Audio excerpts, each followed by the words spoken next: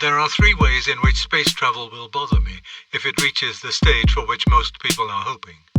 The first is merely sentimental, or perhaps aesthetic. No moonlit night will ever be the same to me again if, as I look up at that pale disk, I must think, yes, up there to the left is the Russian area, and over there to the right is the American bit. And up at the top is the place which is now threatening to produce a crisis. The immemorial moon, the moon of the myths, the poets, the lovers, will have been taken from us forever. Part of our mind, a huge mass of our emotional wealth, will have gone.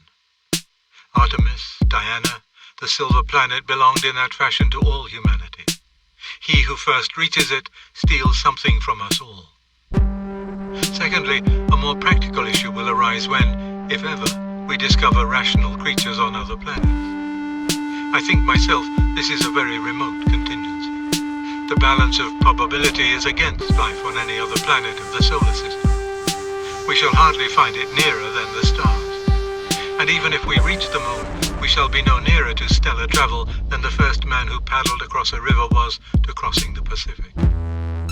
This thought is welcome to me because, to be frank, I have no pleasure in looking forward to a meeting between humanity and any alien rational species. I observe how the white man has hitherto treated the black, and how, even among civilized men, the stronger have treated the weaker.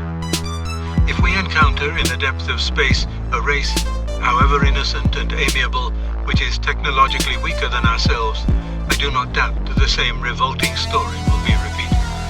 We shall enslave, deceive, exploit, or exterminate.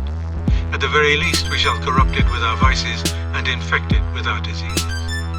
We are not yet fit to visit other worlds. We have filled our own with massacre, torture, syphilis, famine, dust bowls, and with all that is hideous to ear or eye. Must we go on to infect new realms? Of course, we might find a species stronger than ourselves. In that case, we shall have met, if not God, at least God's judgment in space. But once more, the detecting apparatus will be inadequate. We shall think it just our bad luck if righteous creatures rightly destroy those who come to reduce them to misery. It was in part these reflections that first moved me to make my own small contributions to science fiction. In those days, writers in that genre almost automatically represented the inhabitants of other worlds as monsters and the terrestrial invaders as good. Since then, the opposite setup has become fairly common. If I could believe that I had, in any degree, contributed to this change, I should be a proud man. The same problem, by the way, is beginning to threaten us as regards the dolphins. I don't think it has yet been proved that they are rational, but if they are, we have no more right to enslave them than to enslave our fellow men. And some of us will continue to say this, but we shall be mocked. The third thing is this. Some people are troubled, and others are delighted at the idea of finding not one, but perhaps innumerable rational species scattered about the universe. In both cases, the emotion arises from a belief that such discoveries would be fatal to Christian theology. For it will be said that theology connects the incarnation of God with the fall and redemption of man. And this would seem to attribute to our species and to our little planet a central position in cosmic history which is not credible if rationally inhabited planets are to be had by the million. Older readers will, with me, notice the vast change in astronomical speculation which this view involves. When we were boys, all astronomers, so far as I know, impressed upon us the antecedent improbabilities of life in any part of the universe whatever.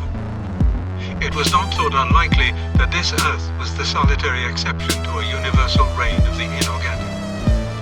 Now, Professor Hoyle, and many with him, say that in so vast a universe, life must have occurred in times and places without number. The interesting thing is that I have heard both these estimates used as arguments against Christianity. And now it seems to me that we must find out more than we can at present know, which is nothing, about hypothetical rational species before we can say what theological corollaries or difficulties their discovery would raise. We might, for example, find a race which was, like us, rational, but unlike us, innocent.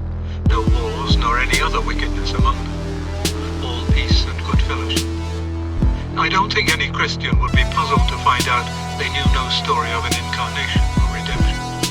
might even find our story hard to understand or accept if we told it. There would have been no redemption in such a world because it would not have needed redeeming. They that are whole need not the physician. The sheep that has never strayed need not be sought.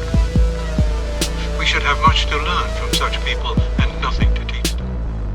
If we were wise, we should fall at their feet. But probably we should be unable to take it. We'd find some reason for exterminating them. Again, we might find a race which, like ours, contained both good and bad. And we might find that for them, as for us, something had been done. That at some point in their history, some great interference for the better, believed by some of them to be supernatural, had been recorded. And that its effects, though often impeded and perverted, were still alive among them. It need not, as far as I can see, have conformed to the pattern of incarnation, passion, death, and resurrection. God may have other ways. How should I be able to imagine them of redeeming a lost world? And redemption in that alien mode might not be easily recognizable by our missionaries, let alone by our atheists. We might meet a species which, like us, needed redemption but had not been given it. But would this fundamentally be more of a difficulty than any Christian's first meeting with a new tribe of savages? It would be our duty to preach the gospel to them. For if they are rational, capable both of sin and repentance, they are our brethren, whatever they look like. Would this spreading of the gospel from earth through man imply a preeminence for earth and man? Not in any real sense.